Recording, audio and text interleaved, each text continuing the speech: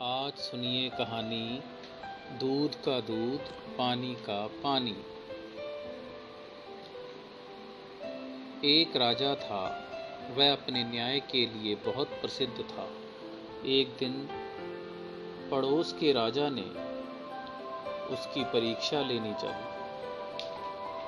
यह सोचकर पड़ोसी राजा ने भेष बदला और घोड़े पर बैठकर शहर को चला।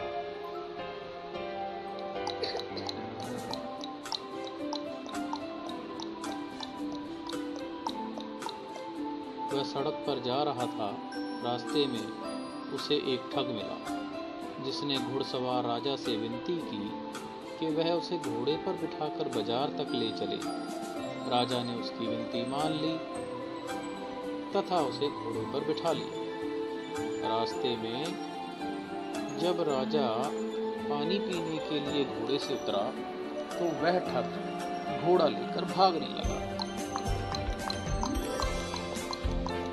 लोगों ने घोड़े को रोक लिया। राजा ने शोर मचा दिया। ठग ने झगड़ा कर दिया। वह कहता था कि घोड़ा मेरा है, राजा कहता था कि घोड़ा मेरा है। दोनों को न्याय के लिए राज दरबार में ले जाया गया, जहाँ दो मुकदमे और चल रहे थे, जिन्हें राजा सुन रहा था। इनमें से एक मुकदमा था लेखक तथा किसान के बीच नौकर के बारे में।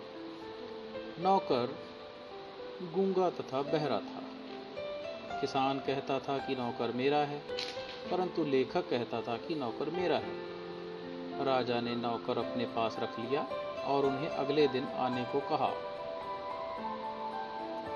दूसरा झगड़ा था एक तेल वाले तथा कसाई के बीच। तेली कहता था कि पैसे मेरे हैं। राजा ने पैसे अपने पास रख लिए और दोनों से कहा कि अगले दिन आना। कसाई और तेली को घर भेज दिया। इसके बाद अब ठग और घुड़सवार राजा की बारी थी। उनका झगड़ा सुनकर राजा ने उनसे भी यही कहा कि घोड़ा यहाँ छोड़ जाओ और अगले दिन आना। तो घुड़सवार राजा और ठग दोनों ही अगले दिन के लिए प्रतीक्षा करने लगे। ठग ने भी सोचा कि ऐसा कौन सा न्याय कर देंगे, मैं तो बुरा ठग ही चुका, अब मुझे कौन बेवकूफ बना सकता है। अगले दिन जब दरबार लगा तो राजा ने पहले मुकदमे का फैसला सुनाया और अपने सिपाही से कहा कि यह नौकर लेखक का है, उसे सौंप दो। किसान को 50 चाबुक लगाने का दंड दिया गया। दूसरे मुकदमे में राजा ने आज्ञा दी कि ये पैसे कसाई को दे दो और तेली को चाबुक लगाओ। इस प्रकार कसाई को उसके पैसे मिल गए और तेली को चाबुक का दंड मिला।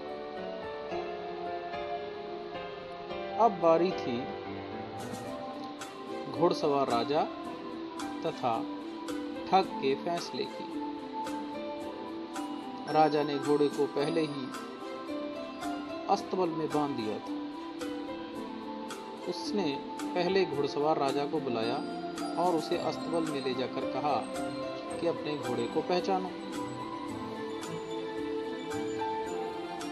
राजा ने वैसा ही किया और वो अस्तबल में चला गया। राजा ने तुरंत अपना घोड़ा पहचान लिया तथा उसकी पीठ पर हाथ फेरा। घोड़े ने भी अपने मालिक को पहचाना तथा वो हिनहिनाया। फिर राजा ठग को भी अस्तबल में लाया और कहा कि अपना घोड़ा पहचानो। ठग ने घोड़ा तो पहचान लिया, लेकिन घोड़े ने ठग को नहीं पहचाना। राजा ने अपना फैसला ठग के विरुद्ध सुनाया और उसे दंड दिया। ठग अपने किए पर पछता रहा था। पड़ोसी राजा अपना घोड़ा पाकर प्रसन्न हो गया। अब उसने अपना नकली भेष उतार दिया। वह राजा की बुद्धिमानी पर बहुत खुश हुआ राजा ने पड़ोसी राजा का खूब आदर सत्कार किया। राजा उसकी न्यायप्रियता से प्रसन्न था। अगले दिन जब दरबार समाप्त हुआ तो पड़ोसी राजा ने पूछा, आपने ये किस प्रकार फैसले सुनाए? तब राजा ने कहा, नौकर से मैंने पहले किसान के काम करवाए जिन्हें वह कर ना सका, फिर मैंने लेखक के काम करवाए, जैसे स्याही की दवात मांगी तो उसने बड़ी फुर्ती के साथ स्याही की दवात ला कर दी। इस पे मैंने अपना फैसला सुनाया। तेली और कसाई के झगड़े को निपटाने के लिए मैंने पैसों को पानी से भरी बाल्टी में डाला तो देखा कि तेल के कण पानी पर नहीं तैर रहे, अतः पैसे तेल वाले की मुट्ठी में नहीं हैं। पड़ोसी राजा ये बातें सुनकर बहुत प्रसन्न हुआ। उसने भी बुद्धि से न्याय करने का संकल्प किया।